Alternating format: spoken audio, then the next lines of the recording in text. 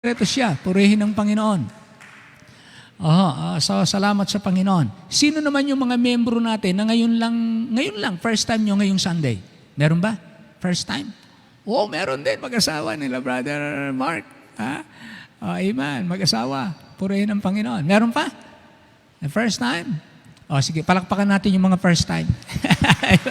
Membro at saka bisita. Salamat po. At kami po ay masayang-masaya dahil ang Panginoon talagang binigyan tayo ng malaking kagalakan. Ano po? So tayo po ay ilalaan natin yung ating oras sa pag-aaral ng salita ng Diyos. At alam niyo po, every Wednesday ng umaga, Friday ng umaga, same time, 8:30 to 10:30, may iba-iba po tayong kapatid na nagpipreach. So this coming Friday, last Friday, ang nagpreach ay si Brother Cedric. Tinignan ko po, ang daming views. Biruin mo yan, Cedric, mahigit 1,000 yata yung view mo. Talagang kilalang-kilala ka na.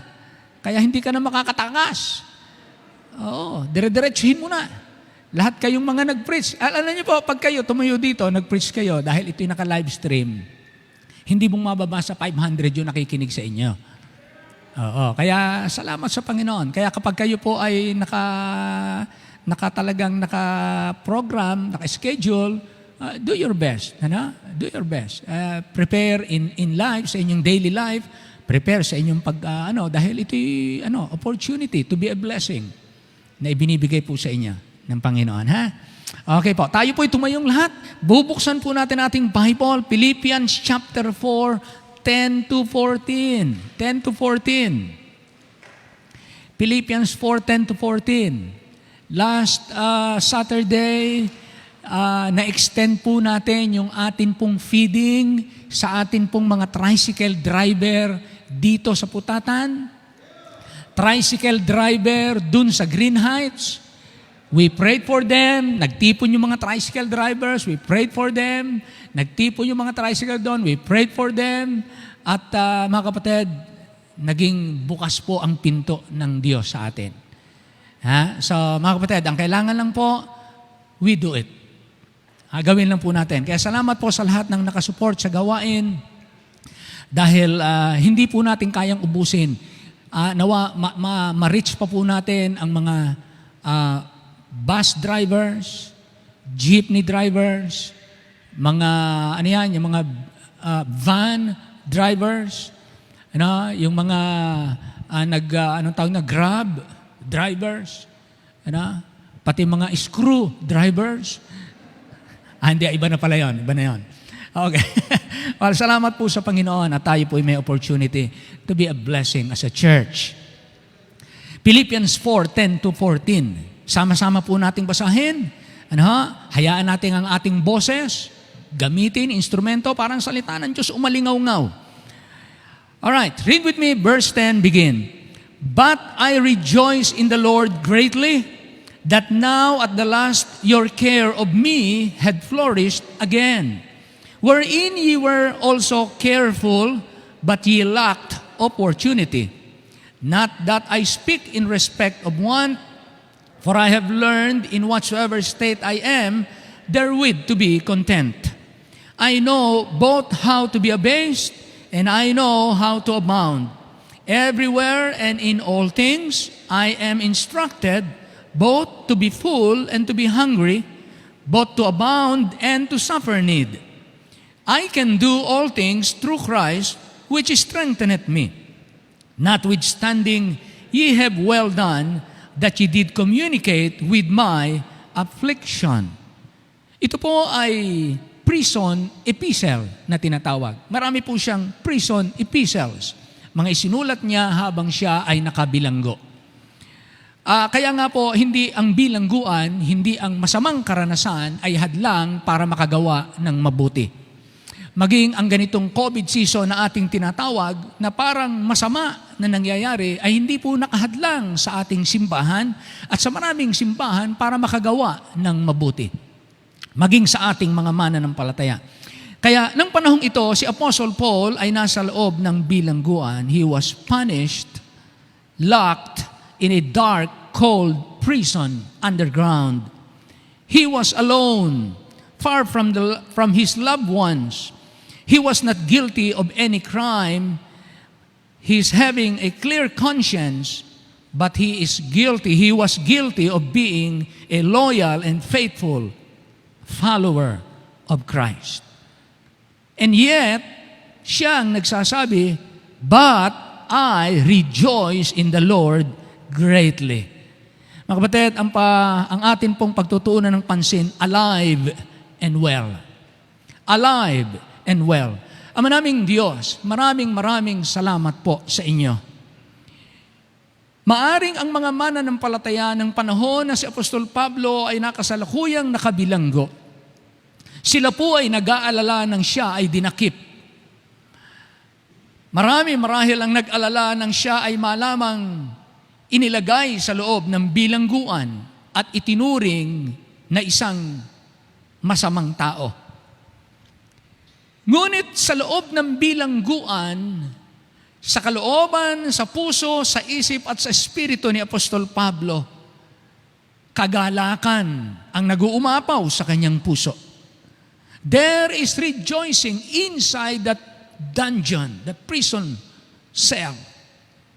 Maraming salamat po sapagkat marahil yun ang kauna-unahang karanasan ng bilangguan na yon, na may nabilanggo, na nagre-rejoice ng di kawasa, isang malaking kagalakan, dahil may Panginoon siya sa kanyang buhay, na alam niyang in control sa lahat.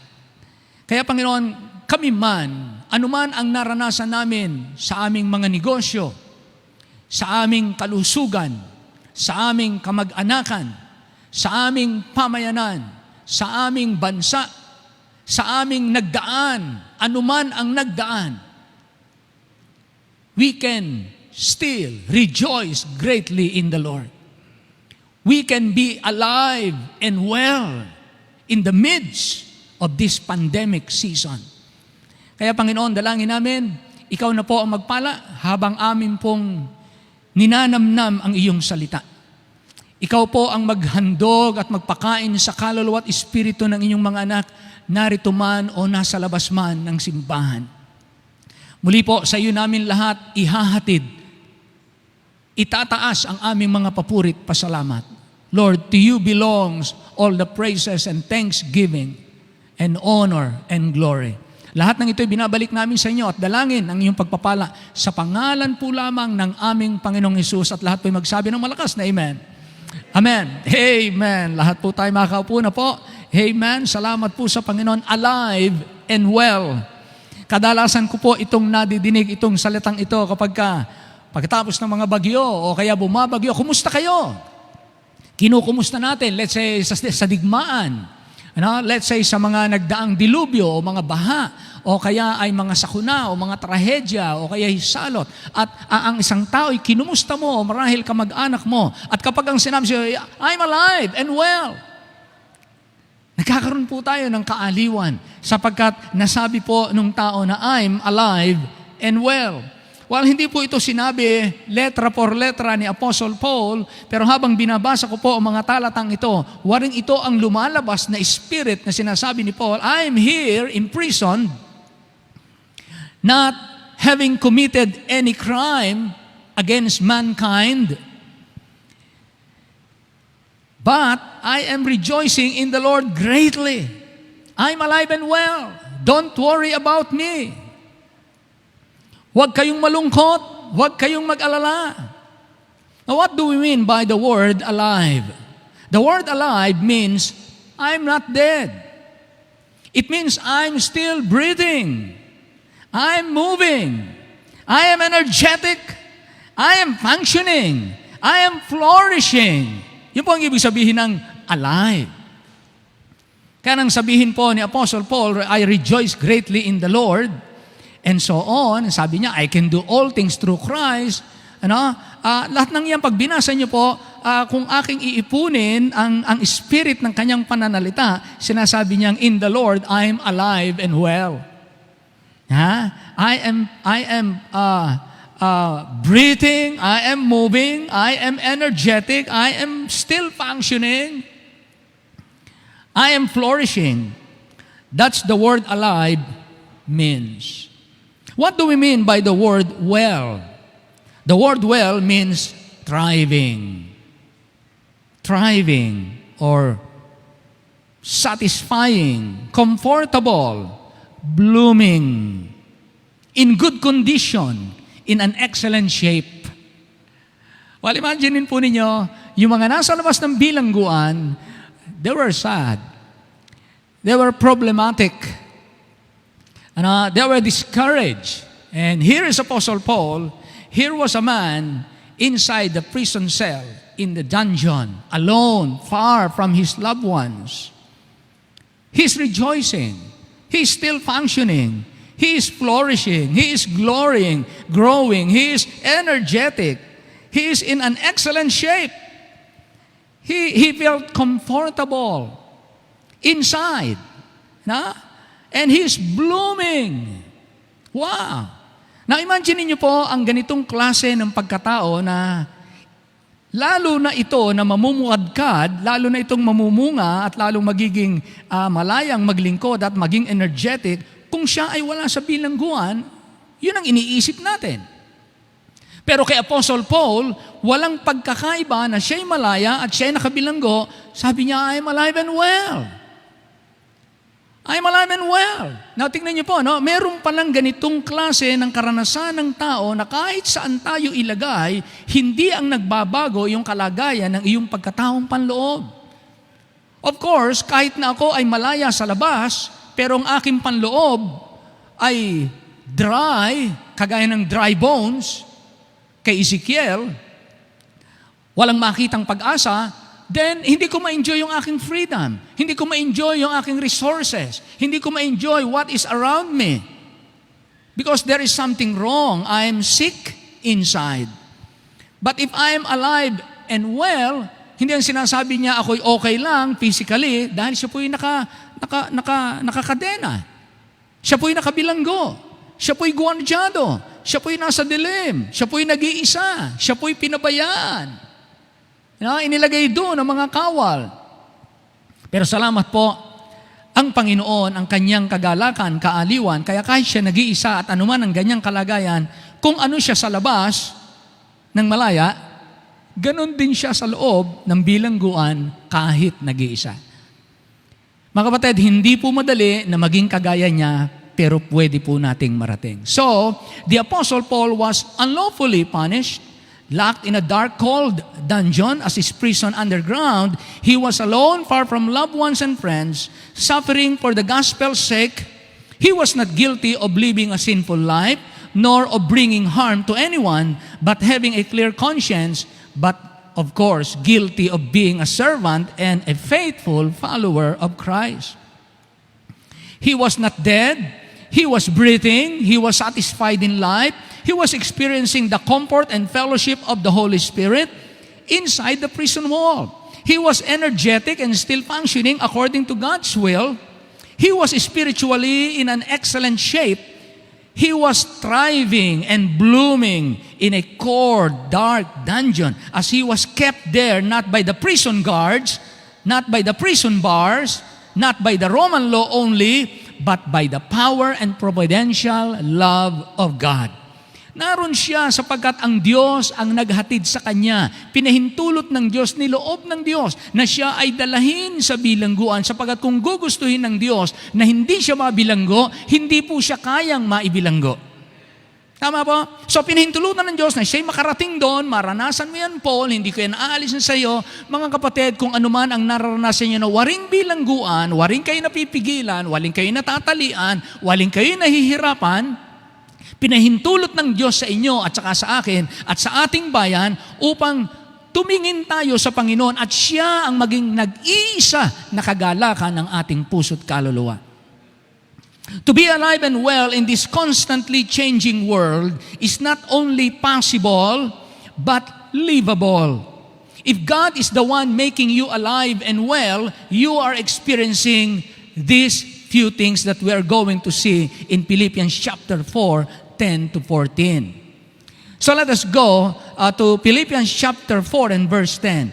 What Apostle Paul had while he was imprisoned why the spirit of Apostle Paul is, I am alive and well. Look at verse 10. It says, I rejoice, but I rejoice.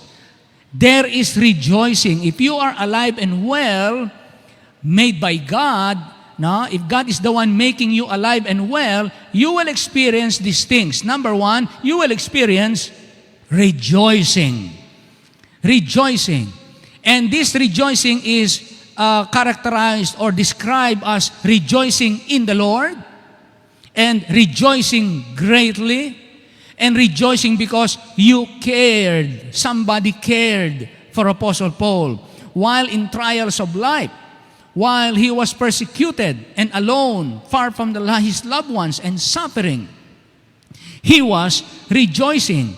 Paul's rejoicing is based on the goodness and the greatness of the Lord and His making. Kaya si Apostle Paul po ay isang napakagalak na mananampalataya. Parang, alam niyo po mga kapatid, kung imagine ko si Satanas, inis na inis dito kay Apostle Paul. Ay talagang punding-pundi si Satanas. Asar talo, kumbaga sa ating salita. Ha? Asar talo itong si Satanas kay Apostle Paul. Kasi, ilagay mo sa bilangguan, ipagulpi mo, naalala niyo, di ba, yung mga sinabi niya sa Korinto, kung ano yung mga karanasan niya, ang hirap, umaga at gabi, sa dagat, sa kabundukan, sa kapatid, at sa mga bulaang kapatid. Yung naranasan niyang hirap, sa kagutuman at puyat, sa panganib sa dagat, sa panganib sa maraming tao, at lahat ng mga dinanas niya. And yet, Paul was rejoicing greatly. Hindi lamang siya merong galak na nadadama, kundi ang sabi dito ay, malaking kagalakan, mga kapatid. Malaking kagalakan. At yung kagalakan niya ay sa Panginoon. Ito lang ang natitirang malaking kagalakan, mga kapatid. Lalo na nga po ang Panginoon ito ay nagpadala ng pag-aaliw sa kanya dahil ang Pilipos, mga mananampalataya sa Pilipos, ay nagpadala ng pag-alaala sa kanya. By the way, ang ating pong mga missionaries ay nagagalak na tayo po ay nakapagpadala ng ating pagtuwang po sa ating mga missionaries. So, salamat po mga kapatid na kayo ay hindi tumigil ng pagpapadala ng inyong tithes, offering, mission support.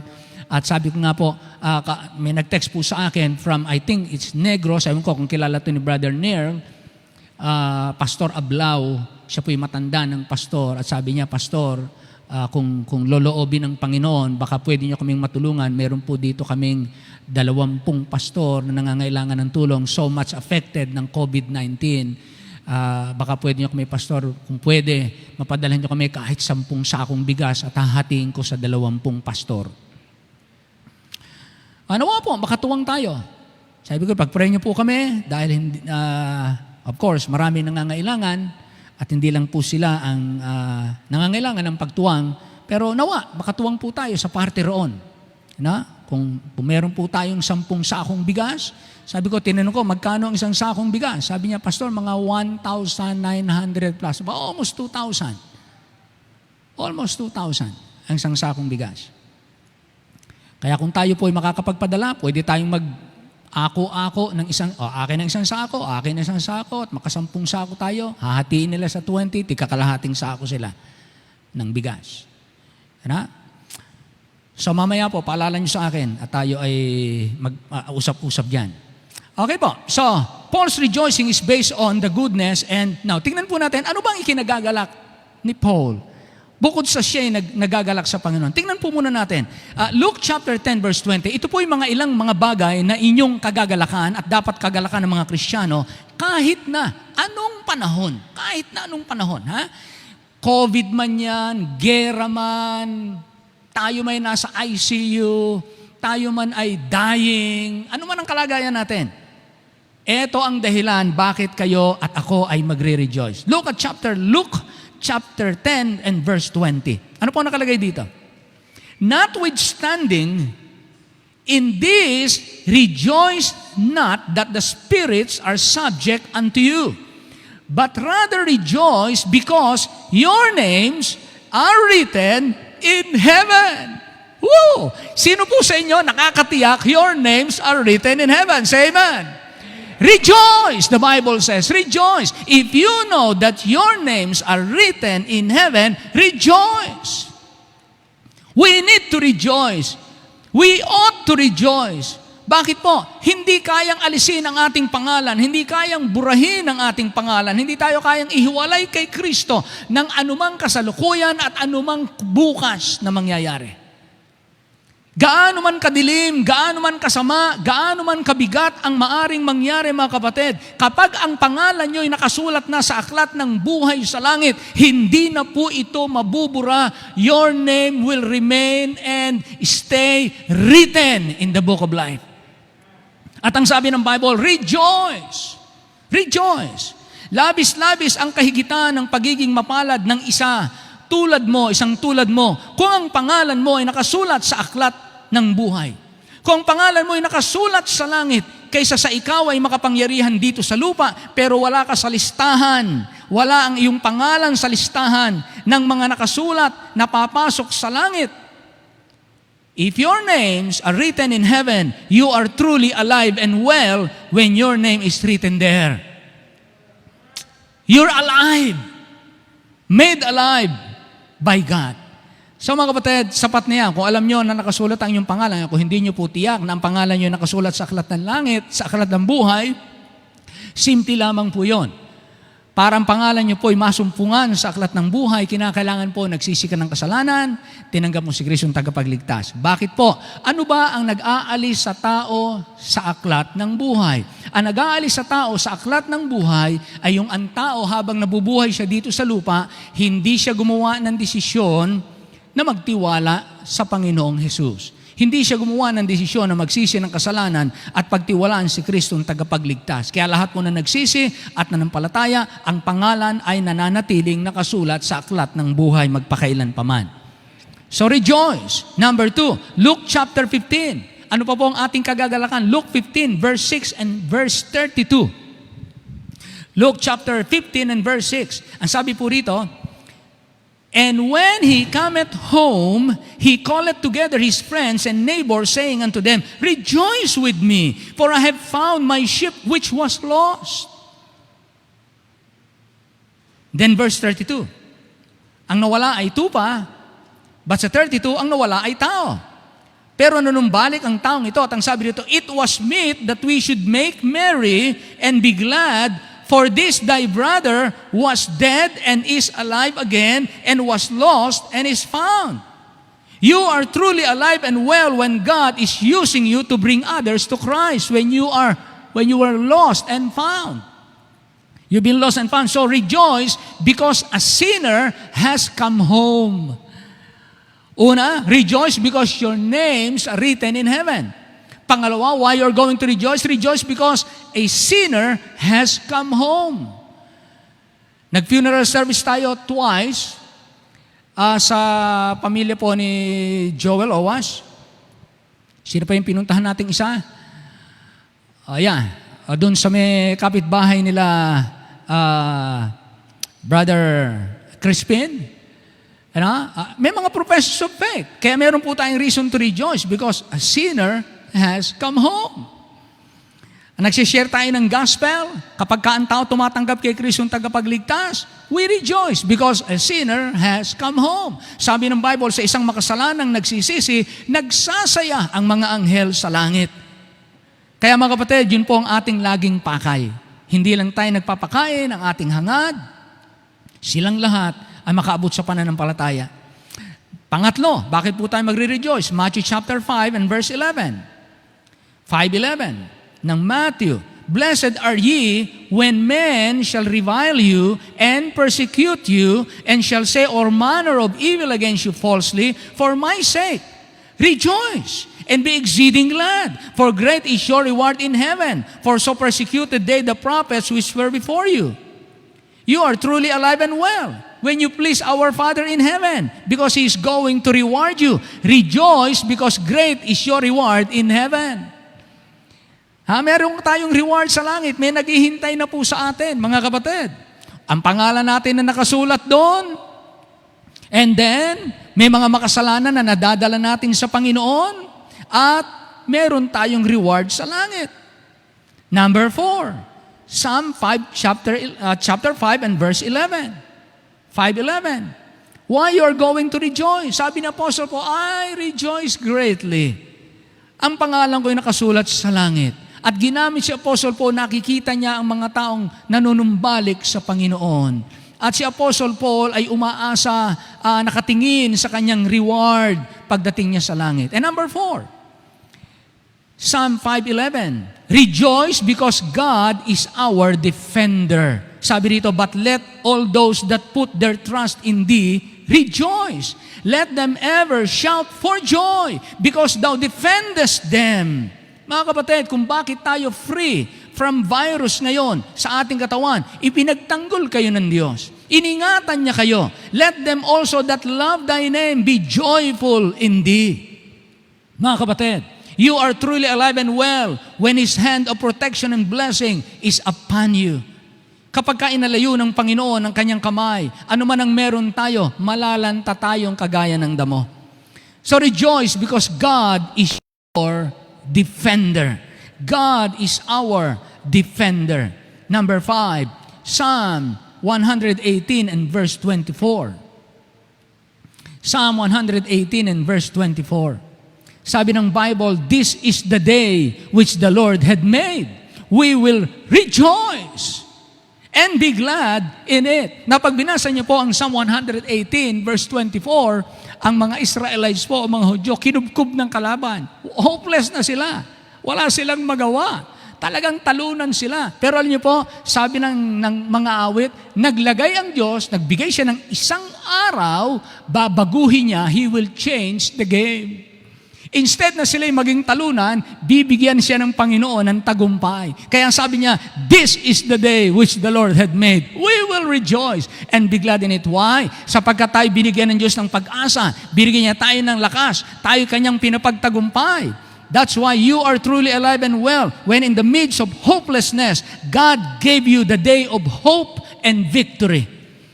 Kaya kahit po sa ganitong panahon na parang nahihintakutan, na parang ang COVID-19 ay ayaw umalis at ibig manalasa, ibig po niyang mangwasak pa, mambiktima pa ng marami. Mga kapatid, sabi ng Bible, there will come a day, this will not stay here. Hindi na po siya aalalahanin pa, makakalimutan siya kagaya din ng mga nagdaan. Because God will give a day. At masasabi natin, this is the day that the Lord had made. Ganon din po ang inyong negosyo. Kung ang negosyo nyo, hanap buhay nyo ay bumaba, at parang kayo nalulungkot, natatakot, nawawala ng pag-asa. Dadating ang araw, bibigyan kayo ng araw, mga galak kayo sa Panginoon sapagkat iaangat din niya kayo. For the meantime, enjoy the ride. Na kung yan ay roller coaster, roller coaster, just enjoy the ride. Wait on Him. Kaya una, kapag tayo ay well, alive, and well, we will rejoice. Number 2, Philippians 4:11. Philippians 4:11. You will have rejoicing. You will rejoice. Number 2, you will learn. The word learned in chapter 4 verse 11. Sabi niya, for I have learned, while others are murmuring, while others see the situation as a big problem, while people are showing different kinds of negative attitudes and behavior due to unlikely experiences and situations that God allowed to happen, on the other side, Paul was learning. During the time of persecution, Paul was learning the ways of God. Paul was growing inside, within that prison wall. He was becoming more skilled in applying the Word of God. Now, how can we learn faster? How can we effectively learn in different kind of situations? Number 1, have a purpose to please God. Ano man ang sitwasyon ng buhay, always have it in your heart. Always keep it. Always hold on it. Have a purpose. I will please God. Makadama man kayo ng rejection, makadama man kayo ng persecution, makadama man kayo ng anumang bagay, ibilangguman kayo, anuman ang mangyari, alisin man tayo at ilayo sa ating mga mahal sa buhay, just always keep that in your heart. Have a purpose to please God and you will learn. You will learn from that situation. Number 2, have a desire to serve and lead. Lagi niyo pong iisipin na gusto kong maglingkod. Paano kita, Lord, paglilingkuran sa ganitong panahon? Pwede lang tayong magkulong sa bahay. Naalala niyo po mga alagad? Isang araw nung dinakip ang ating Panginoon at ang mga apostles po ay wala ang Panginoon. Andun sila sa kwarto, sa upper room, sarado ang bintana, sarado ang pinto. Naroon sila dahil ang sabi ng Bible, sa takot sa mga Hudyo. Nagkulong sila. Kinulong nila ang sarili nila. Sarado ang bintana, sarado ang pinto. Bakit natatakot sila sa Hudyo? Mga minamahal, hindi po ganoon ang buhay. Kaya dumating ang Panginoon, binigyan sila ng pag-asa, pinakitaan sila ng katotohanan. You go out. I have given you power. You go. Have a purpose to please God and have a desire to serve and lead. Mga kapatid, kinakailangan po natin ay good influence. Kinakailangan po natin mga taong mas matapang kaysa sa virus, mas matapang kaysa sa bakuna, mas matapang kaysa sa mga antibiotics. Mga Kristiyanong ang takot ay sa Diyos. Ang loyalty ay sa Diyos. Have a purpose to please God and have a desire to serve and lead. Number 3, have a time to be involved. Have a time to be involved. Kinakailangan po makasama tayo sa gawain. Kinakailangan po meron tayong ginagawa, meron tayong pinapasan. Bakit po? Habang ginagawa natin, habang tayo nakikipasan, habang tayo pumupunta, we do not separate ourselves sa mga tao. Alam niyo po, sa Buddhism, ang mga Buddhist po, meron po silang paraan para sila maging banal. Para sila maging banal, meron po silang tinatawag na abstinence. No, sila po ay, but that is the idea. No, sila po ay humihiwalay sa mga tao. Humihiwalay sila sa mga tao, mga kapatid.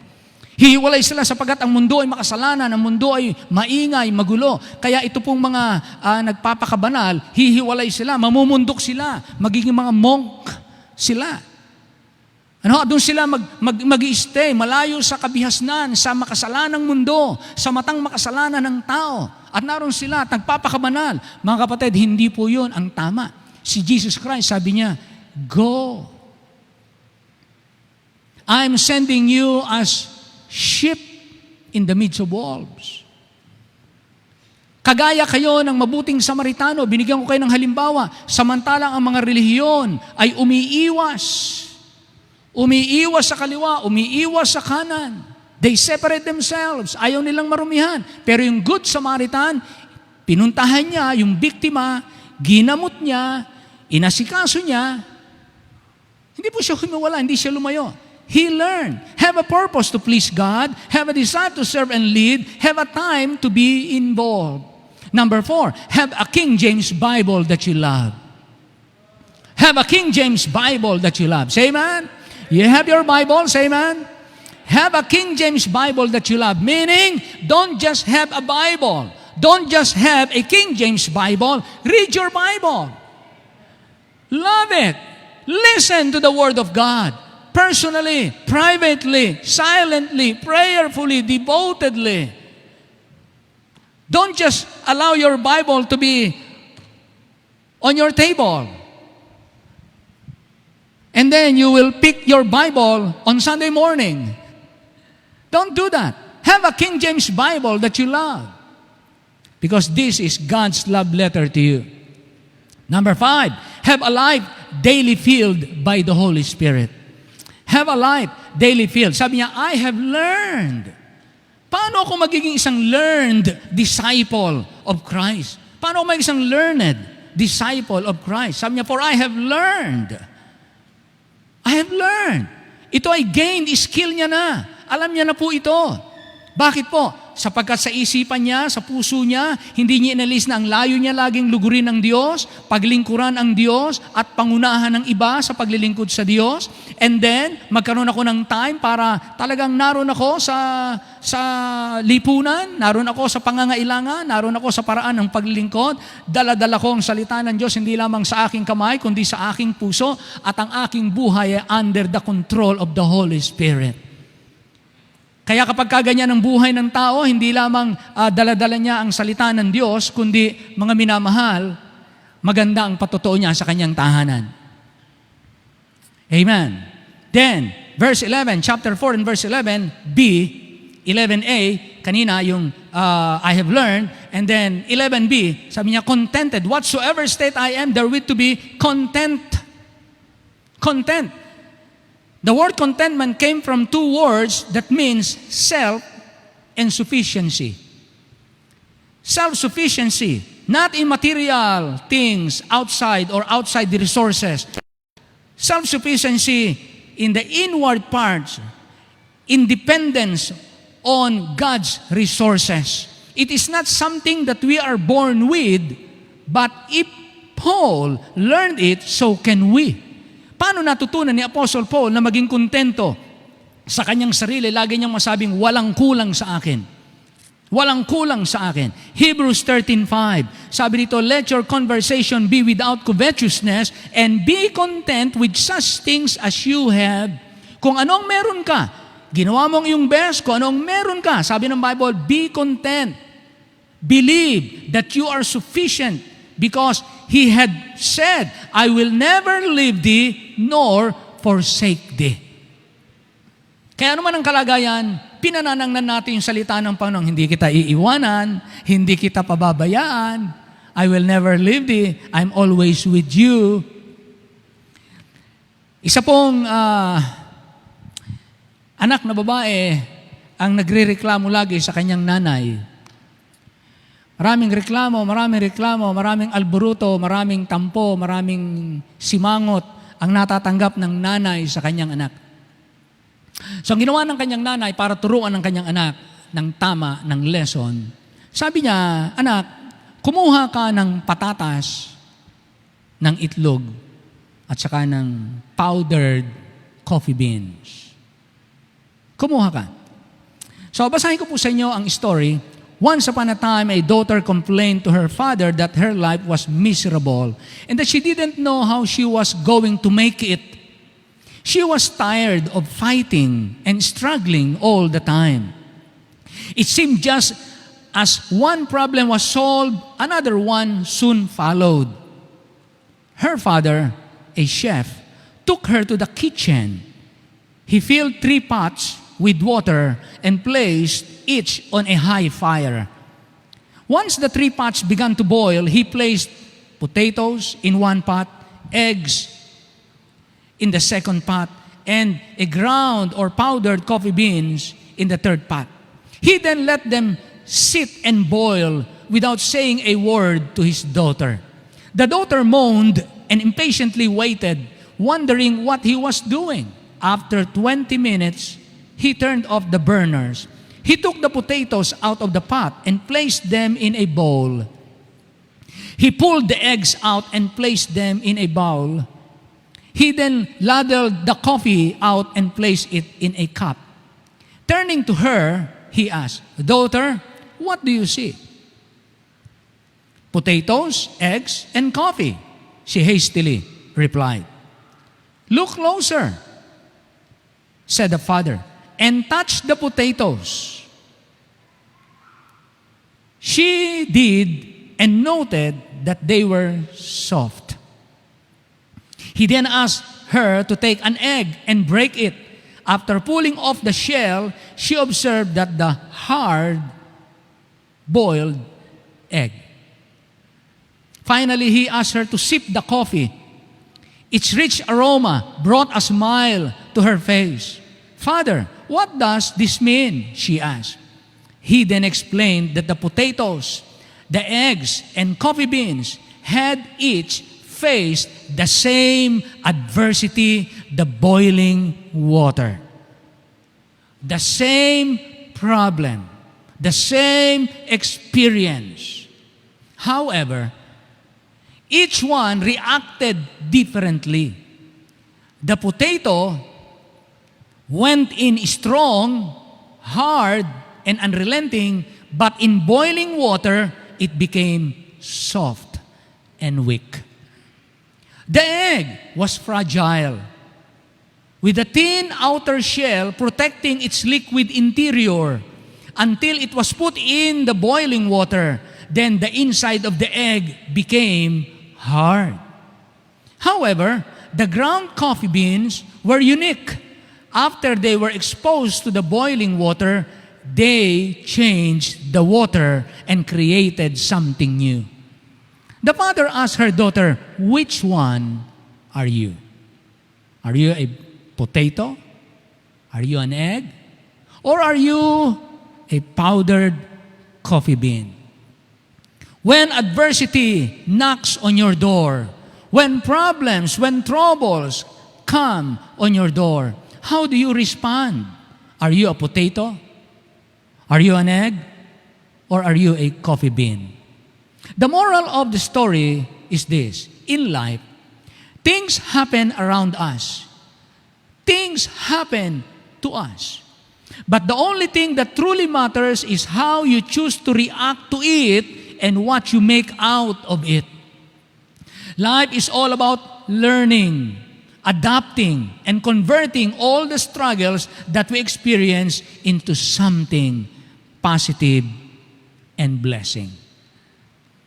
So mga minamahal, anong karanasan ninyo sa buhay? Kahirapan, tampuhan, conflict sa bahay, kulang ng budget, tinitingnan natin yung future, malaki babayaran natin. But how are we going to face them? Kagaya ba tayo ng potato? Lalambot tayo? Manghihina kayo? Kagaya ba tayo ng itlog na dating fragile, babasagin, pero naging matigas ang loob? Naging matampuhin tayo, nagalburuto lalo tayo, nagrebelde tayo? O kagaya tayo ng powdered coffee beans? Na kapag inilagay mo sa kumukulo ding tubig, pinababango niya ang paligid. Pinagiginhawa niya ang makakainom. Binabago niya ang tubig. Nagkakaroon ng kape. Something new is happening. Something good is happening. Mga kapatid, you can choose which you will become. Pero gaya po ng sinabi ng Apostle Paul, I rejoice in the Lord greatly. And I learn. This is not automatic. This is something we can learn. Learn, mga kapatid. Look at verse 12, chapter 4, verse 12. Kaya po ang alive and well is rejoicing and learning.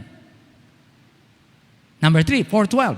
Everywhere and in all things I am instructed. I am instructed. To be alive and well in this world, to be alive and well inside the dungeon, the prison wall, to be alive and well when you're alone, when you're forsaken, when you're persecuted, to be alive and well, you need instruction. Look at verse 12, sabi niya, everywhere and in all things, I receive instruction. I learned to receive instruction. The word instructed means someone is giving you order and commands. Sabi niya, kahit saan ako naroon, ang Diyos ang nagsasabi ng aking gagawin. Ano man ang aking karanasan, ang Diyos ang nagko-command ng aking gagawin, ng aking iisipin, ng aking sasaloobin, ng aking uugalin, ng aking aabutin, ng aking bibitawan. Tinuruan ako ng Panginoon sa lahat ng lugar, sa lahat ng bagay. Sabi po sa Psalm 37:23 and 24, the steps of a good man are ordered by the Lord, and He delighted in His way.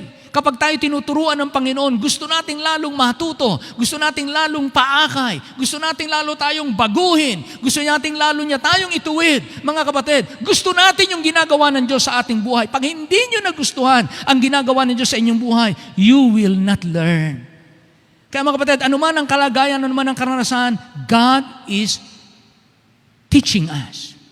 He's giving us instruction for you to become alive and well in any situation, circumstances, or any condition in life.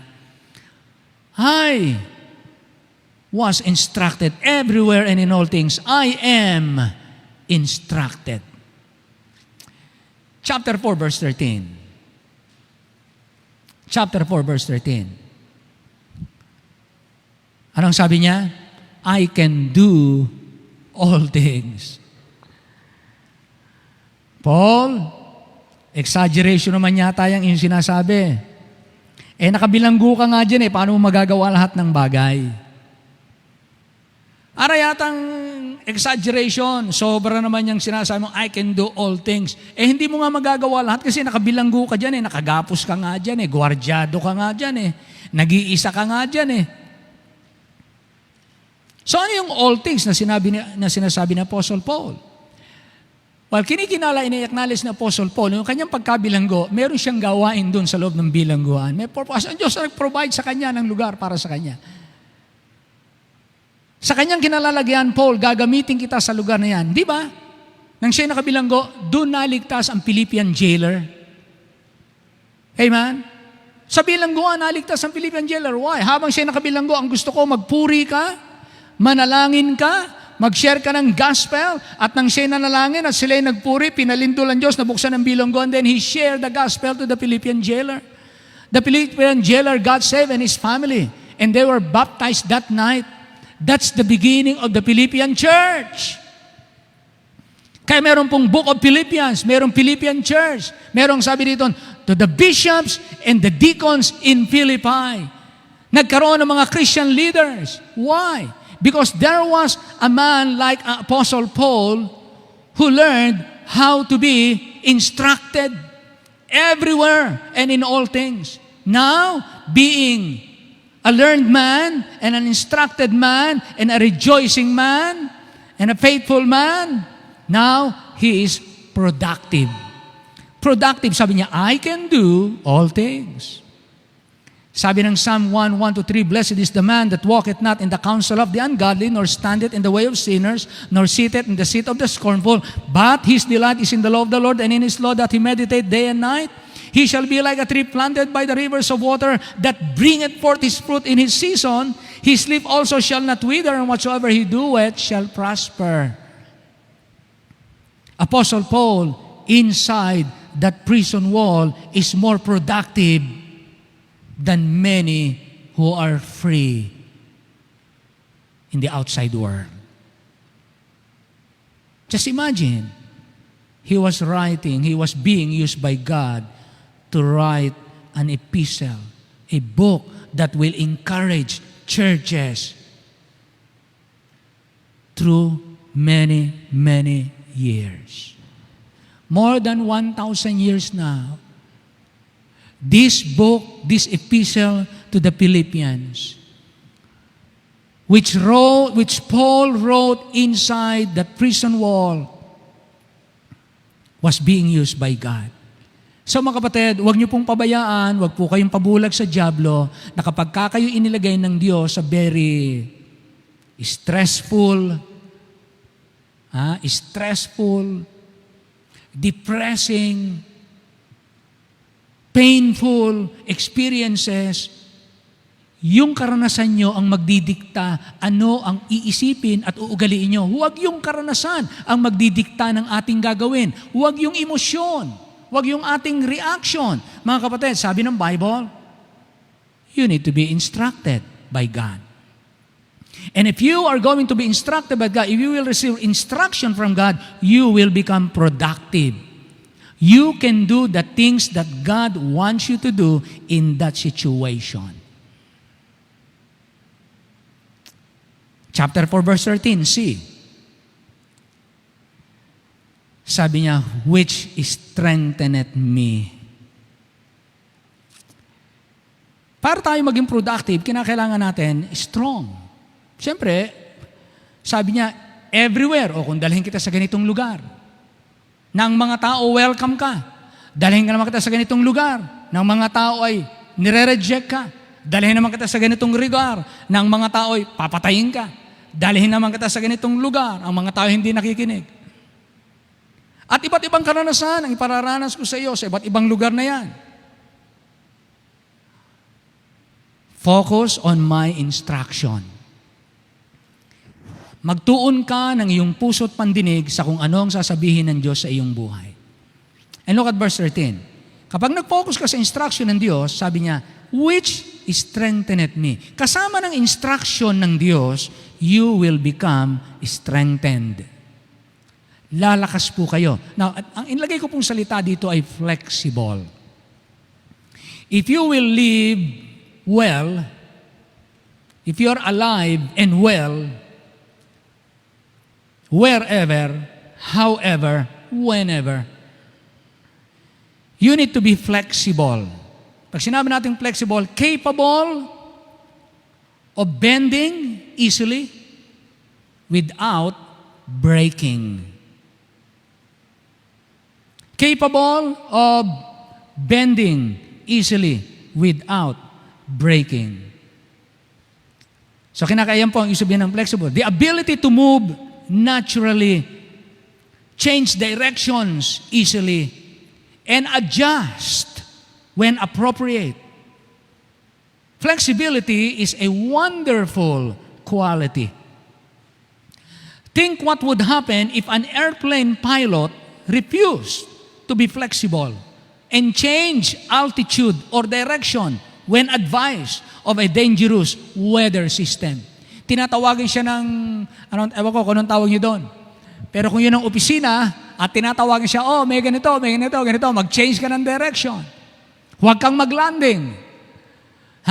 Huwag kang mag-landing dito sa airport na to. Pumunta ka sa kabilang airport. Naalala ko na kami galing ng Hong Kong. At pauwi kami, kasama ko si Daniel. May bagyo. Inilipat pa rin kami ng eroplano. Iniuwi pa rin kami. Sinalubong namin yung malakas na bagyo. Pambihira. Habang kami nasa Alapaap, yung biglang bulusok na babang ganon. Biglang babang ganon. Talagang sabi ko, nako, mamamatay na yata kami dito. Ba't naisama-sama ko pa si Daniel? Sana ako na lamang. Sinisisi ko na sarili ko, pero nagpe-pray ako, pero sinisisi ko, ba't ko pa naisama pa si Daniel? Kung kami mamamatay dito, sari ako na lang. Hindi ko na naisama si Daniel. Sayang, guwapo. Biro lang yun, ha? O maniwala ka. Di ba? Ganon tayo mga parents, di ba? Yung tayo mga parents, pagka nasa panganib na talagang, sana ako na lang, wag na makasama ang aking mga anak. Di ba ganon tayo? Tama ba, brother boy? Brother Neil? Tama? Lahat po ng parents, siya ng puso. Of course, hindi natin pinagsisisang, isinama natin sila. Pinagsisihan lang natin kapag kami mga ganun ng bagay. Hindi na sila dapat makasama sa mga masasamang karanasan. Pero alam niyo po, there are times na gusto ng Panginoon nilang matutunan nila. Dadaan kayo sa mga ganitong bagay, pero hindi kayo mapapahamak. At susubukin ko ang inyong attitude. If you are going to be flexible, if you are not going to, you do not break.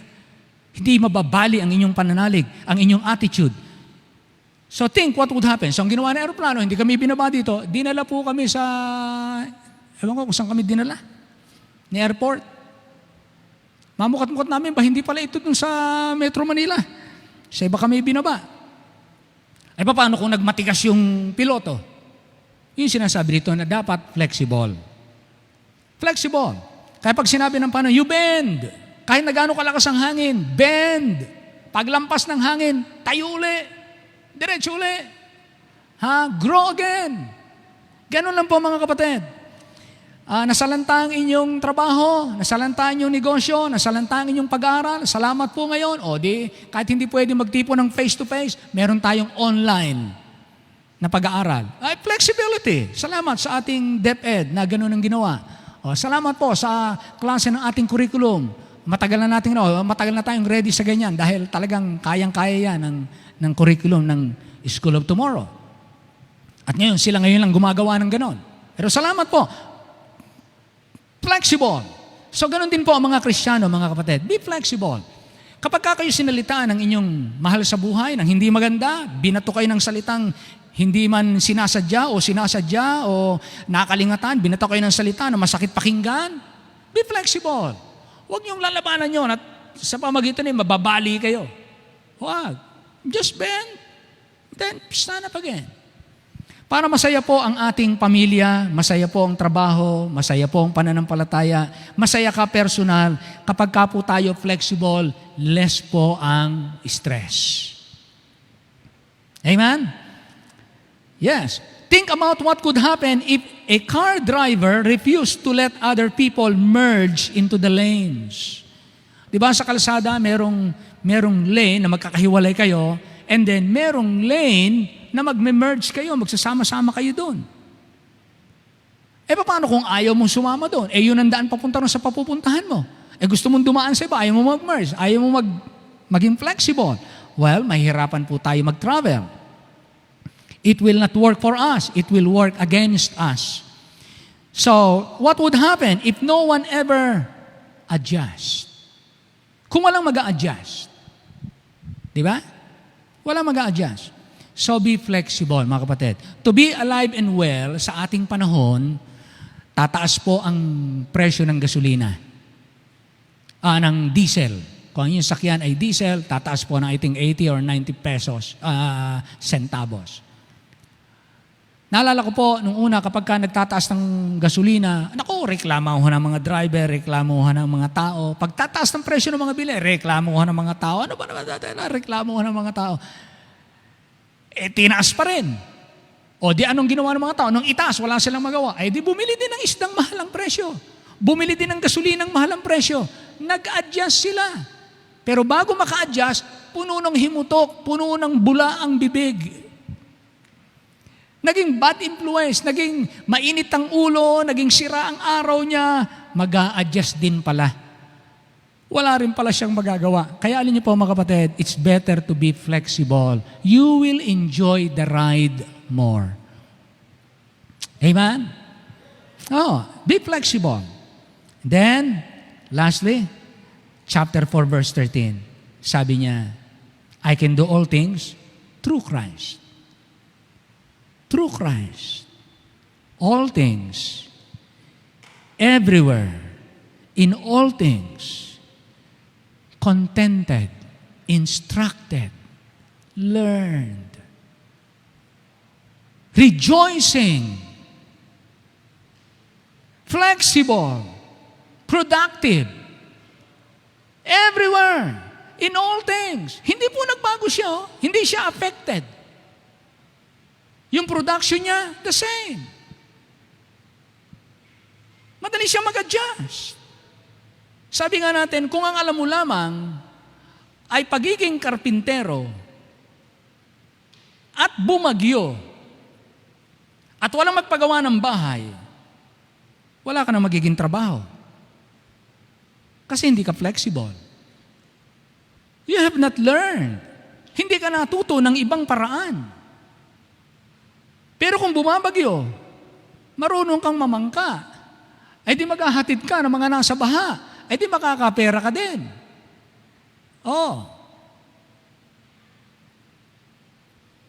Maraming kumikita pag panahon ng baha. Maraming nalulugi pag panahon ng baha. Pero yung mga taong marunong gumamit sa panahon ng baha, nagiging flexible sila, they change course. They adjust to the situation. So yun pong salitang strengthened. He strengthened me. Ano man ang kalagayan, saan man niya ako dalhin, bilangguan man, laya man, saan man niya ako dalhin, I can adjust.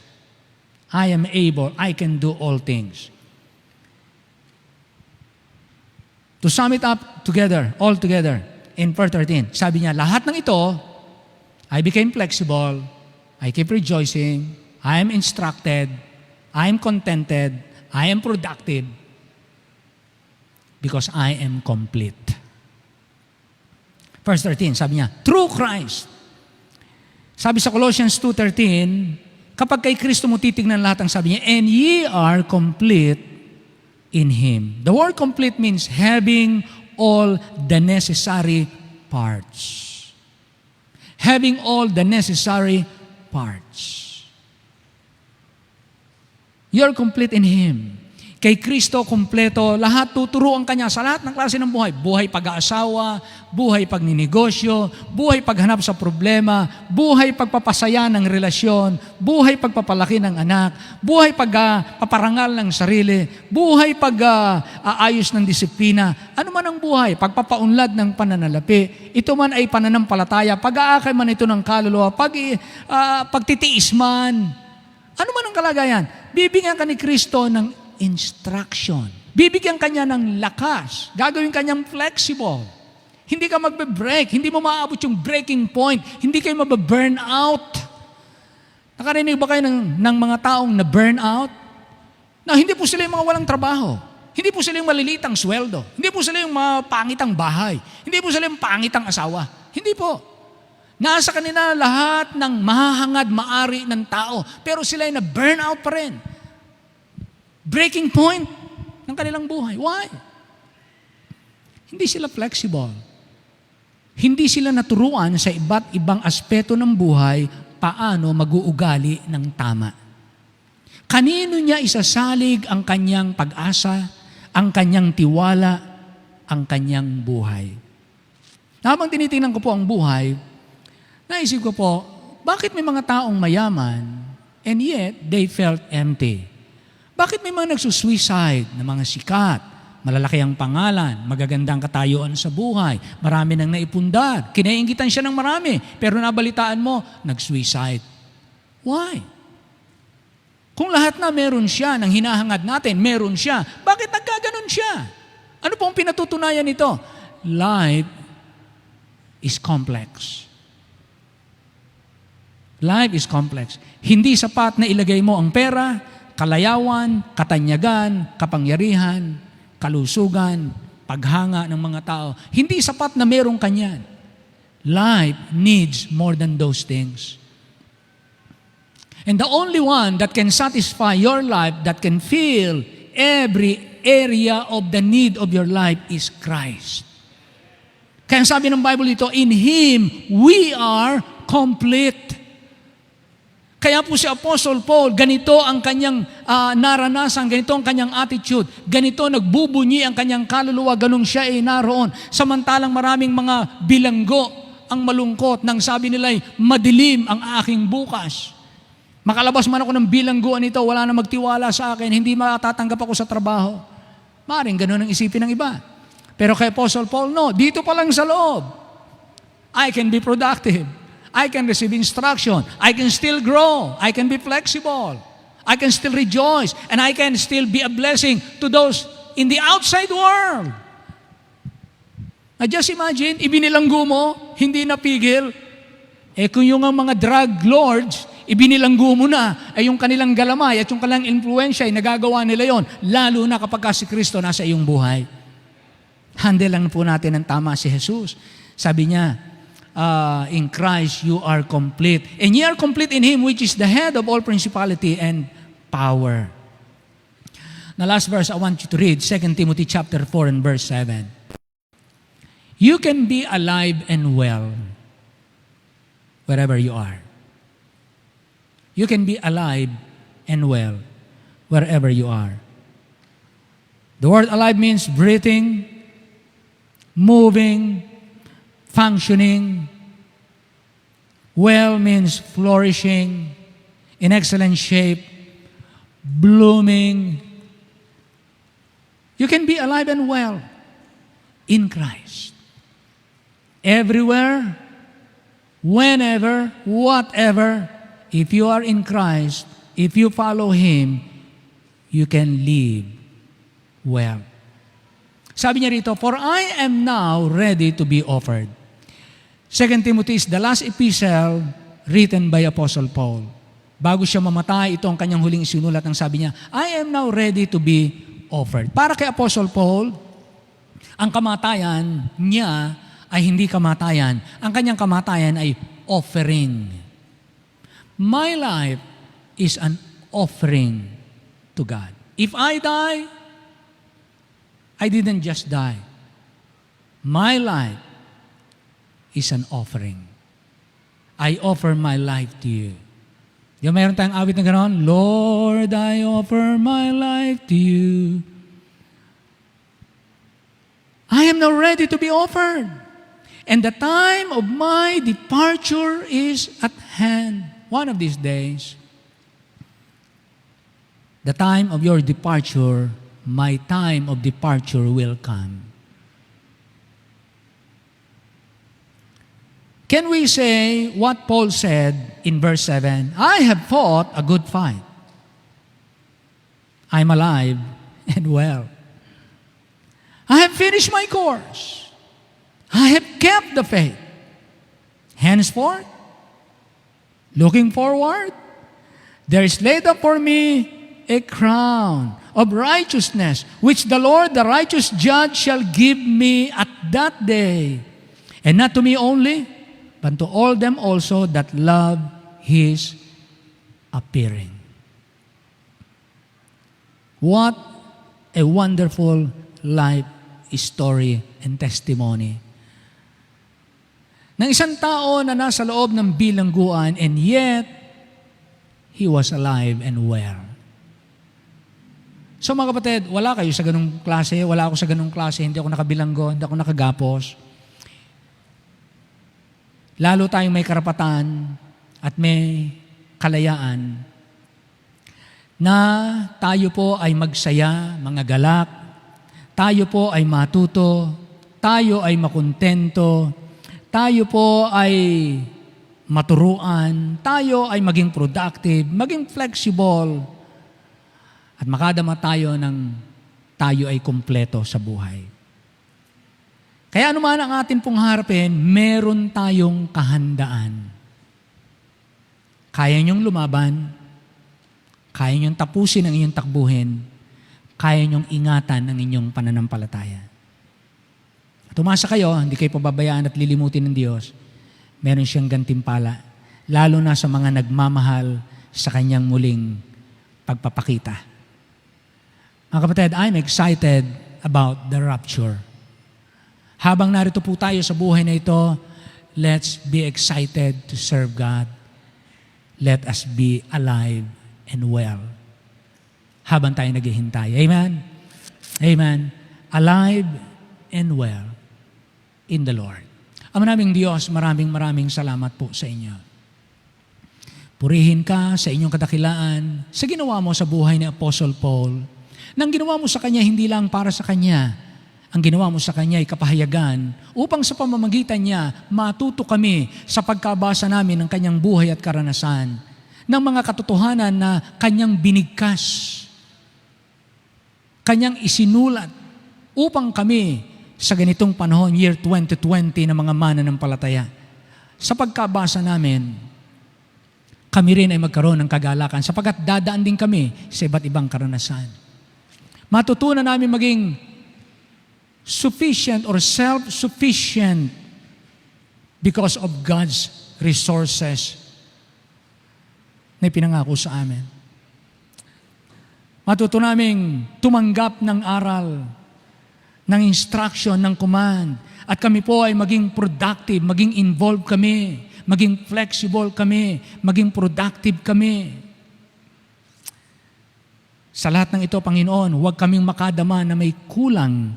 Lagi ang inyong mga anak ay maging busog lagi ang kaluluwa. At kumpleto kami na lagi kaming excited sa bawat araw. Lalo na nga, naghihintay pa kami sa iyong pagbabalik at makikita ka namin na mukhaan. Panginoon, habang kami po ngayon ay haharap sa araw-araw ng mga responsibilities, duties, privileges, habang kami ay harap sa maraming needs, maraming challenges ng buhay, hindi kami mahintakutan, hindi kami mapigilan, kundi bagkos, daigin namin ang mabuti ang masama. Kundi bagkos, lalo kaming maging productive, lalo kaming maging successful, lalo kaming magliwanag sapagkat hindi kayang pigilin ng dilim ang pagsikat ng araw. Dadaigin po ng liwanag ang dilim, dadaigin ng pagmamahal ang pagkamuhi. Dadaigin ng mabuti ang masama. Dadaigin ng Diyos ang dyablo. Dadaigin ng inyong mga anak na tinatahanan ng Espiritu, ang Espiritong nananahan sa sanlibutan ito. Panginoon, salamat sa anumang lugar, sa anumang bagay, we are complete in Christ. We can be alive and well no matter what the case, situation, circumstances may be. Salamat po ng marami sa iyo pong kapurihan, sa iyo pong pasalamat at karangalan. I-bless you po ang inyong mga anak, alive and well in Christ. Hinihiling namin ang lahat ng ito sa pangalan po lamang ng aming Panginoong Hesus. And all the people say aloud, Amen. Amen, amen. Tayo po'y tumayo. Umawit po tayo, mga kapatid. Amen. Awitin natin yung walking. Keep walking. Yes, keep walking.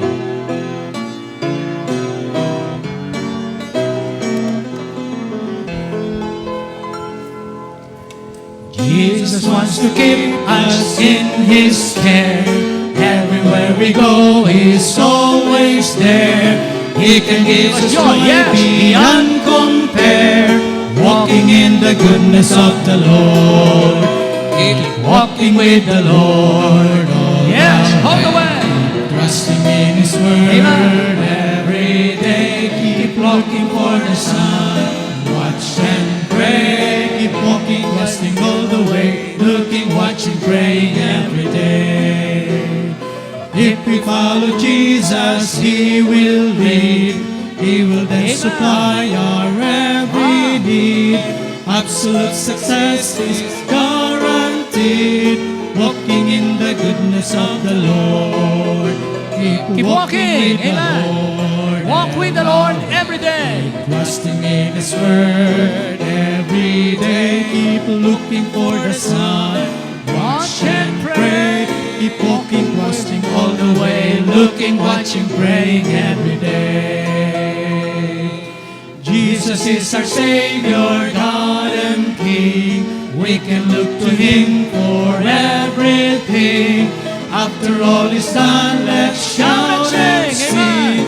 Walking in the goodness of the Lord. Keep walking with the Lord all the way.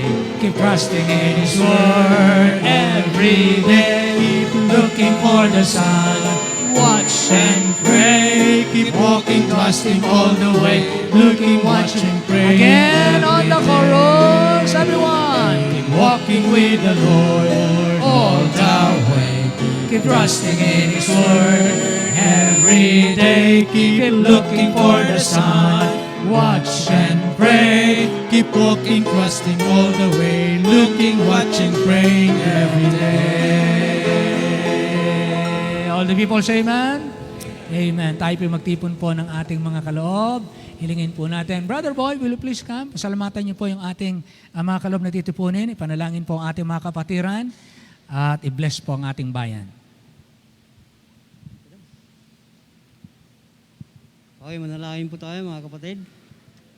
Dakilang Diyos, papasalamat po kami sapagkat hindi mo kami binabayaan, hindi mo kami iniwan, Panginoon. Bagkus patuloy kang namumuhay bilang kami, Panginoon. Patuloy mo rin kaming ini-encourage, patuloy mo rin kaming binibigyan ng lakas. Yes, Lord. Upang sa mundong ito, Panginoon, kami magpatuloy at magtiyaga ang alang sa iyong kalooban, Panginoon. O Diyos, kami po'y dadako sa offering, Panginoon. Bigyan mo kami, Panginoon, ng pusong mapagbigay. Amen. Bigyan mo rin kami, Panginoon, ng pagpapala upang kami makapagbigay sa iyong gawain, Panginoon. Diyos, purihin ka, pasalamatan ka. Itong aming samot dalangin sa pangalan ni Kristo tagapagligtas.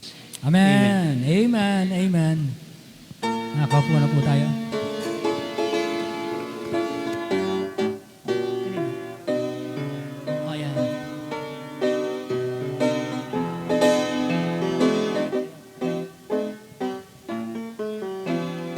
Hearken to the voice of God today.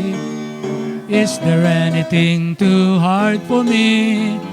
Then put your trust in God alone and rest upon His word. For everything, oh everything, yes everything is possible with God. Okay, pakinggan po natin ang ating mga kapatid. Magre-render po sila ng tugtugin. Instrumental. Sister Micah and Sister PB Ruth.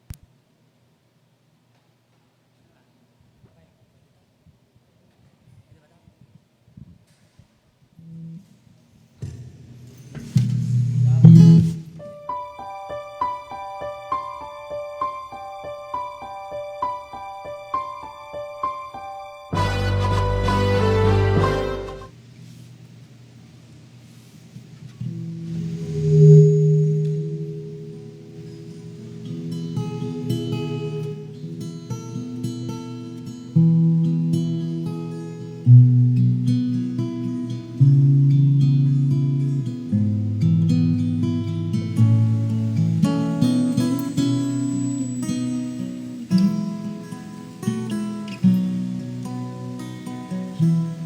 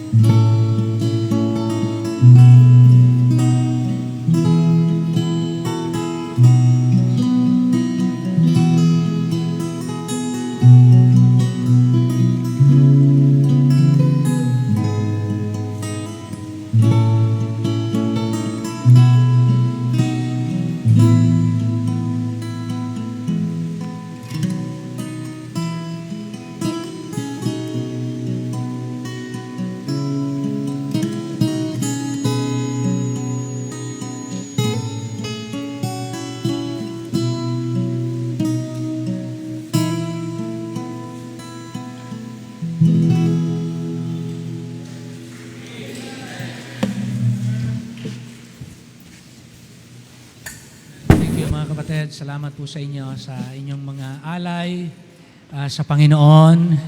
Lahat po ng yan ay kanyang kaluguran. Mga kapatid, narito po si Brother Rene.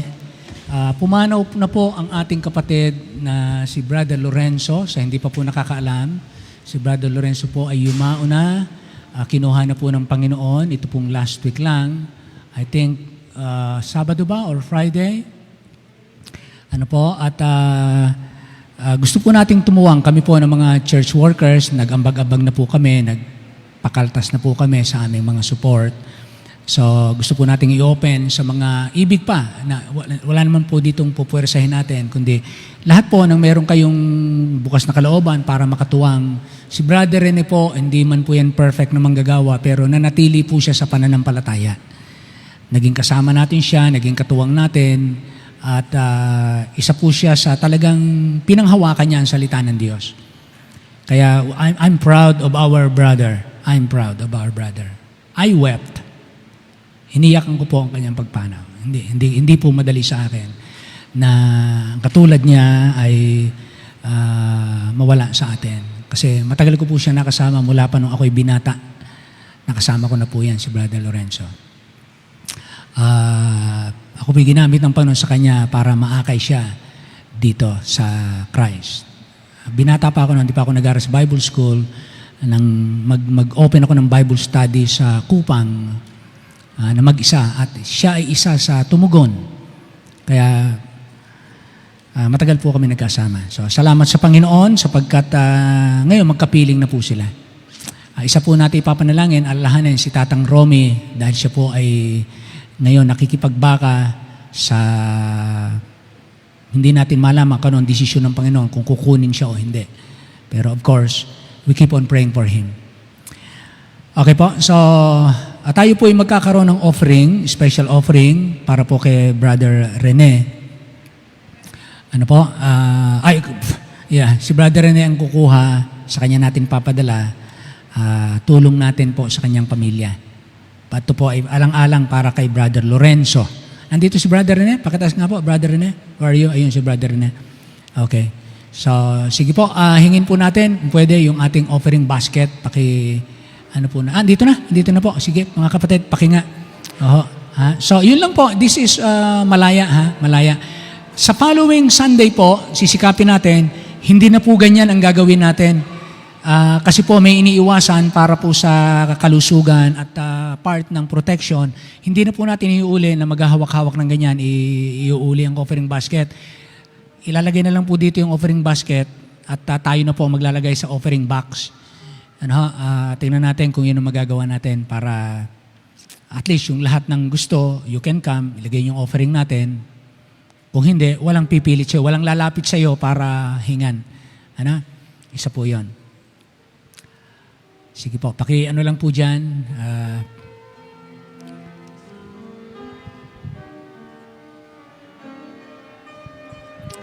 Tapos tayo po ay magpe-pledge para po sa ating mga pastors. Okay, Brother Rene, will you please come? Magbigay ng kaunting pasalamat. Kasi alam niyo po si Brother Lorenzo, sa buong pagkakasakit niya, kahit hindi na po siya nagpa-function sa ating pong kasing church, kapag kayo ay naging worker ng church, kahit kayo hindi na nagpa-function, hindi na kayo nagtatrabaho, may sakit na kayo, hindi kayo basta tinatanggal. Hindi kayo tinatanggal. Ang support ninyo ay buo ninyong tinatanggap. Opo. Ganyan po ang ating simbahan ka-generous. Kaya ang ating pong mga offering, ginagamit po natin yan para sa ganyan po. So, Brother Rene, yan po ay kaloob namin in behalf sa ating kapatid kay Brother Lorenzo, pangtuwang sa inyong pamilya. Dahil hindi na naman tayo makakapaglamay-lamay dahil ayon po sa kanila, ikikremate po si Brother Lorenzo. Tama ba? Ikikremate ba? Hindi. Palilibing na lang po, Pastor. Palilibing po. Kaagad. Yan, sige. Palilibing po kaagad, Pastor. Ililibing agad. Oo. So, hindi na ikikremate. Na-imbalsa mo na siya ngayon. So, pagdating dyan, libing na diretso. Okay, so hindi na tayo makakapag-libing. Okay po, so yun na lang. Sige. So, may gusto kang sabihin sa church? Dito ka. Maraming salamat po sa inyong lahat sa tulong na binigay niyo sa kapatid ko, saka yung suporta niyo. Nakakita ko yung pagmamalasakit sa kanya. Lalo si Pastor. Sabi ko nga, Panginoon, gusto kong bumalik dito para kasama ko lagi yung kuya ko. Pero wala na siya. Hindi ko rin siya naasikaso dahil may brother-in-law ko na naka-admit din sa isang ospital. Nagpapalit-palitan kami mag-asawa. Hindi ko siya maihatid dahil bawal sa motor, kaya hindi ko siya may samahan sa PGH. Okay. Pero marahil po, pinintulutan na ng Panginoon yun. Kasi nag-pray po ako nung Huwebes, umiyak ako sa Panginoon, nagkulang ako sa kuya ko. At nung madaling araw, parang naramdaman ko, parang may nagsabi sa akin, wala na yung kapatid mo. Kahapon ko lang nalaman, may tumawag sa akin, Friday morning namatay na ho siya 7:45 a.m. Tinawagan po ako ng social welfare. Kaya nagpahinga muna ako sa bahay, saka ko inasikaso yung kuya ko. Kaya nadala na po namin dito. At mamaya ililibing kaagad dahil bawal yung lamayan para hindi naman siya, may konting pneumonia siya pero hindi naman talagang kinamatay niya yung PTB. Okay na yan, Brad. Okay na yan. Pasalamat ka na lang. Pasalamat na lang. Maraming salamat po sa lahat ng tulong nyo. Okay po. So, thank you, Brother Rene. Purihin po ang Panginoon dahil mission accomplished na po, Brother Rene. Mission accomplished ng kuya mo. Mission accomplished na po siya. Oo, ha? So, salamat sa Panginoon. Maganda po ang kanyang exit. Opo, siya nasa pananampalataya. Amen. So, well, yun naman pong tutuwangan natin kung meron po tayo mabubuo na halagang 10 sako ng bigas. It's less than 2,000, almost 2,000 ang isa.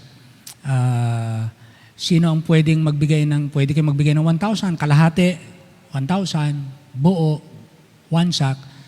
Pwede na tayo matignan natin kung maaabot natin. Pakitaas nga po kamay. Ano yung 5? 5 sako. O, 5 sako na pala dito. O, may 5 sako na. 5 na lang. Sino pa? Isang sako, 6 na. Sino yun? Sister Lisa ba yun? O, yun. O, Sister Lisa, 6 na. 4 na lang. Meron pa ba? Kalahati. O, kalahati sa akin. Tikalahati kami. Tikalahati na tayo. O, ilan na yun? 5, 6, 7. 3 na lang. Kalahati? 1, 7. Tama ba? 7 na? 5, 6, 7, 8, 9, 10. 2. O, yun. Kompleto na. Okay po. O, palakpakan po natin ng Panginoon. O, pupunta po yan sa mga kapasturan. Sa kapasturang talaga mahirap po yan dyan sa Negros. Mas may idea siguro niya si Brother Ner kasi Negros ka din, di ba? So, pag-pray natin.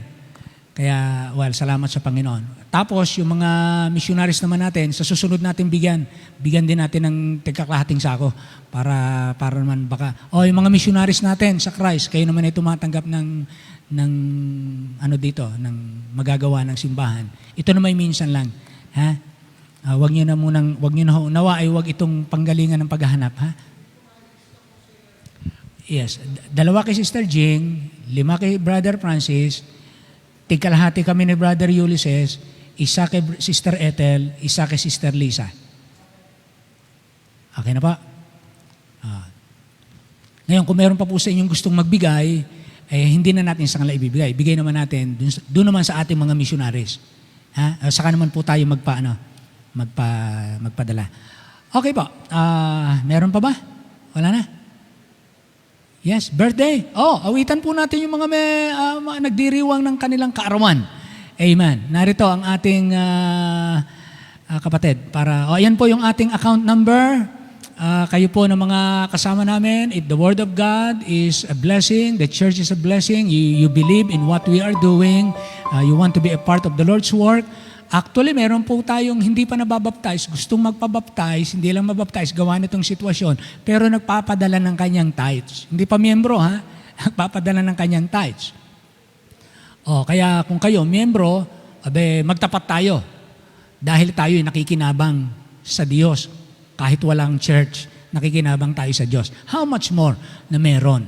Magtapat kayo. Ha? Magtapat po tayo. Okay, Brad.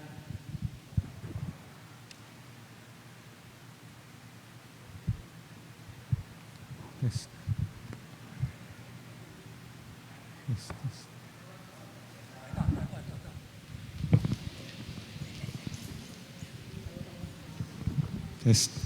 Magandang umaga po sa ating lahat.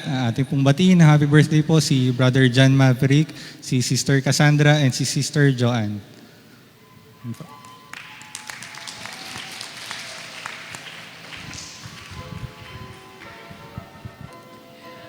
Sige ba, awitan natin ang masigla, masaya, mapagbunying pagbati sa ating mga kapatid.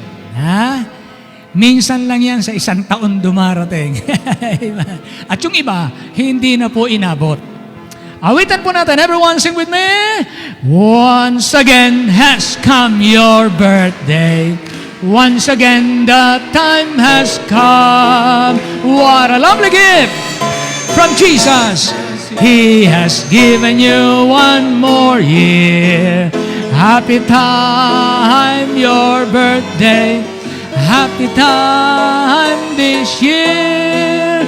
What a lovely gift from Jesus. He has given you one more year. Happy birthday to you. Happy birthday to you. May each day of the year, may you feel Jesus near. Happy birthday to you. Happy birthday to you. And many more years to come. Amen. Palakpakan po natin ang ating mga kapatid at ating pakinggan ang kanilang prayer request. Hilingin ko si Brother Francis, si Pastor Eloy. Pastor Eloy, halika, ipagpe-pray mo itong tatlo. Pagpe-pray mo. Ito ang kanilang prayer request. Hello. So, prayer request ko lang po, syempre po, health po ng aking buong family po and provision po. Health ng buong family at provision. Thank you po. Good health po, tsaka patuloy na pag-iingat po sa family ko. Tsaka yung mother ko po, prayer request ko po na sana magbago na po. Mother mo ay ano? Magbago na po. Magbago? Opo. Merong sitwasyon yung mami niya, kaya may pinagdadaanan po sa pag-pray natin yung mami. Magandang araw po sa lahat. Ang panalangin ko po, prayer request pala is financial po para sa aking pag-aaral ngayong darating na pasukan. And patuloy po na paglago at patuloy na kalakasan ng aming buong pamilya at lalo na sa church. Amen. Okay, Pastor Eloy, pag-pray po ang ating mga kapatid habang sinisindihan yung kandila ng kanilang mga cakes. Tayo po yung manalangin. Ama naming Diyos, kami po ay nagpapasalamat sa karagdagang taon na ipinagkaloob mo sa mga kapatid. Apo. Kasama kami, Panginoon, sa kagalakan po nila. Apo.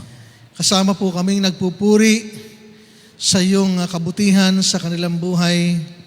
Salamat, Panginoon, sapagkat ang katotohanan ng iyong mga salita ay iyo pong ipinaunawa sa bawat isa. Thank you, Lord. Na kayo po ang siyang nagdadagdag ng taon sa aming buhay. Amen. Ang buhay at kalakasan na patuloy naming nararanasan ay hindi po nagmula kung saan man, Apo. kundi ito'y kaloob mo po sa amin. Thank you, Lord. Maraming salamat, O Diyos, maging sa mga nagdaang taon na ipinagkaloob mo sa mga kapatid ni ito. Apo. Kung paano mo sila iningatan, kung paano mo sila pinagpala at ginamit na pagpapala, kung paano mo sila pinagaling sa mga karamdamang naranasan, Apo. tinugunan sa mga pangangailangan, pinagkalooban ng kalakasan at kalusugan ng pangangatawan. Amen. Patuloy mong pinapakain ng mga espiritual na pagkain para sa kanilang buhay pananampalataya. Amen. Higit po, Panginoon, sa karagdagang taon ay pinagkaloob mo sa kanila. Kung paano mo sila ginamit sa ministeryo ay higit, Panginoon, sa taong ito na ipinagkaloob mo at idinagdag mo sa kanila. Yes. Lalong maging kadakilaan at kapurihan, karangalan ng iyong banal na pangalan ng kanilang buhay. Apo. O dakilang Diyos, ang kanilang pong kahilingan ay aming pong inilalapit sa iyo ngayon. Apo. Katulad po ng kapatid na Sister Maverick para po sa kanyang pagtatrabaho, sa kanyang family, kayo pong patuloy na mag-iingat, magpapala Amen. sa anumang karamdaman o kasakitan, ilalayo mo po patuloy ang buhat kalakasan, ipagkaloob at Amen. tugon sa mga pangangailangan. Apo. At lalo, Panginoon, ang ministeryo yung pinagkatiwala sa Kanya, Apo. nawa ito'y iyo pong pagyamanin, lalo pa siyang maging pagpapala Siya nga sa po. higit na nakakarami. Ang aming pong dalangin din para po kay Sister Cassandra, kayo po ang siyang patuloy na mag-iingat sa Kanya, Apo. buhay at kalakasan, kalusugan, ipagkaloob, at ang kahilingan niya po para sa Kanya pong nanay. Yes, O Lord. Diyos, kung siya man ay hindi pa nakakaabot sa tamang pananampalataya sa iyo, magpadala Opo. ka ng mga anak mo, Siya nga mga po. mangangaral o maging Panginoon, ang bawat isa ay gamitin mo upang maiabot sa Kanya at maiparating sa Kanya ang mensahe ng Ebanghelyo. Amen. At siya'y makaabot sa tamang pananampalataya sa iyo at maligtas sa iyong biyaya. At siya'y tuluyan na magbago, Panginoon, sapagkat ang pagbabago namin ay hindi ito dahil sa kung anong gusto namin, kundi ito, Panginoon, ay ayon sa kapangyarihan mo Apo. na siyang gumagawa sa buhay ni Numan. Yes, Lord. Ang aking pong dalangin din, Panginoon, ay para kay Sister Joanne sa kanya pong nalalapit na pag-aaral, sa nalalapit na Po. pasukan, ang pangangailangang financial, kayo pong siya magpo-provide ang kanya pong mga mahal sa buhay. Yes. Ingatan po nandun sa probinsya at ang kanyang mga kasama dito. Kayo din po ang mag-iingat po sa kanila. At ang aking pong dalangin, Panginoon, na patuloy na ang mga kapatid na ito ay gamiting pagpapala sa iglesia. Yes, Lord. Maging katuwang sa mga gawain at pasanin ng iglesia, Panginoon, ay maging kaaliwan po nila patuloy sa buhay pananampalataya. Apo. Maraming salamat, Panginoon, at loobin mo, O Diyos, na sumagana ang iyong biyaya at pagpapala sa buhay hindi lamang ng mga kapatid nito, kundi sa bawat Amen. isa sa amin, upang kami ay magsilbi namang pagpapala sa mas marami Amen. sa mga lugar na kung saan pinapahintulutan mo na kami nandoon, sa mga taong nakakausap namin, na hindi lamang po kami maging daluyan ng pagpapala, kundi higit dumaloy sa amin ang biyaya ng kaligtasan, Panginoon. Amen. Continue to use our church, each and every member of this church, Panginoon, to be a channel of your saving grace to many. Not only to the place where we are, but even to the regions beyond as we continue to partner with Yes, more Lord. missionaries around the globe. Amen. We give back to you all the glory, honor, and praise. All those things we ask in Christ's most precious name. Amen. Amen. Amen. Amen. Palakpakan po natin mga kapatid. Amen. Shall we all stand up, please? Amen. Wala na po, no? Wala na. Okay po, tayo po ay magwawakas na. Paalala po, ang atin pong paglabas ay hindi po tayo magsasabay-sabay. Ano po? Lalagyan po natin ng agwat, kaayusan. Pakiusap po after our closing prayer, maari pong nakaupo lang muna po tayo saglit. Yung mga driver po, sila yung unang lalabas. Pag ang inyo pong sasakyan, nakita nyo na dito, nakaredy na, saka lang po kayo lalabas para hindi po tayo nagkumpulan doon sa harapan. Ano po?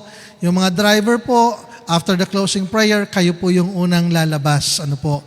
Para sa gayon ay hindi tayo nagkakaroon ng congestion sa ating pong lobby. Or, yung iba naman, kung gusto nyo lumabas, pwede po kayo dito sa kabilang pinto. Sa likuran po tayo dadaan.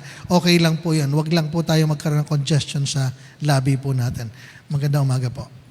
So, iwasan po natin, magsiksikan, magdikit-dikit sa labas po tayo inoobserbahan din. Ano ha? Okay po. So, ano po ang gusto ng Panginoon sa ating kapanahunan? We are alive and well. Ha? Alive and well hanggang sa po'y dumating. Tayo po'y magwakas sa panalangin. Nakita ko si Brother Ruben kanina. Brother Ruben, will you please come close us in prayer?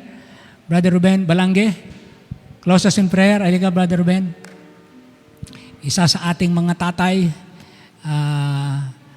wakasan mo tayo sa panalangin at ipag-pray ang ating mga kapatid.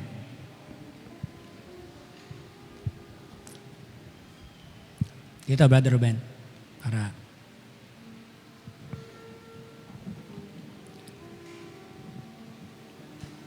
Panginoon, maraming salamat po sa service ngayong umaga. Apo, Maraming salamat sa mga dumalo. Naway madala namin sa buong linggo at sa buong aming buhay ang true Christ Apo. who strengthens us. Yes. Maraming salamat po muli sa pag-uwi.